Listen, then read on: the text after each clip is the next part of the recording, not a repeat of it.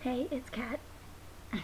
So I'm gonna do a monologue that I already actually have on my channel, but I just kind of wanted to do it again just to see if it's improved at all. So, comment on it. I really like to know what I can do better. So, yeah. It's funny how some things affect your life. How some wounds can never heal. How you can do something one day. Something that only lasts a second, but you remember it years later. I mean, my father died almost 2 years ago, and I still remember it like it was yesterday. I remember when I was a kid and he would push me on the swings, dance with me in the kitchen. I especially remember how he would tuck me in at night and call me his little princess.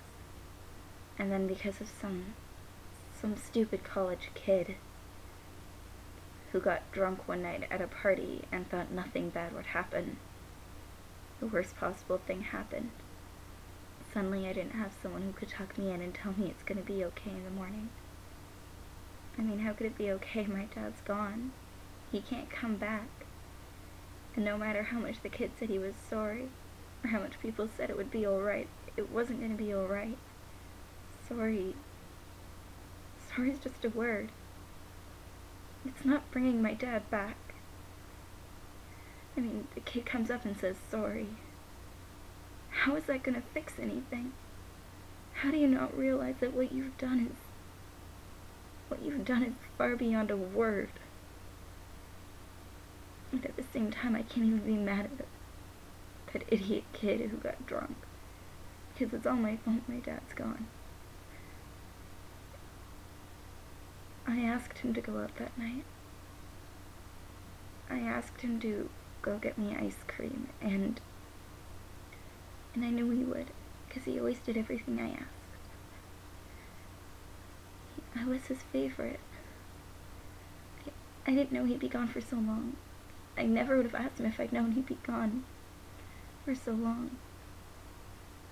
After it was an hour, I knew something had to be wrong, though, because the store was just down the street. And then it was 2 hours, and then 3. And then we got that phone call. The phone call that ripped out my heart even though it's still beating. The phone call that made it so it'll never be okay. So I'll never get to have my dad walk me down the aisle, or tell my dad all my little secrets, and he'll never get to meet his grandkids, because I was a brat and had to have something one day.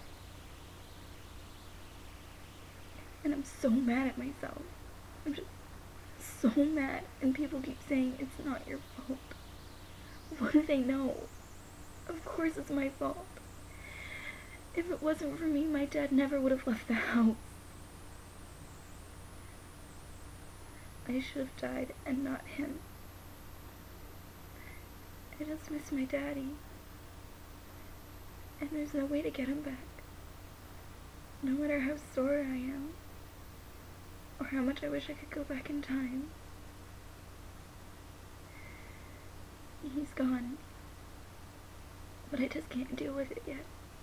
It's been a long time, and I'm not ready to move on. I want to be somebody's princess again. I want to dance in the kitchen with my dad and have him push me down the slide. I just miss him.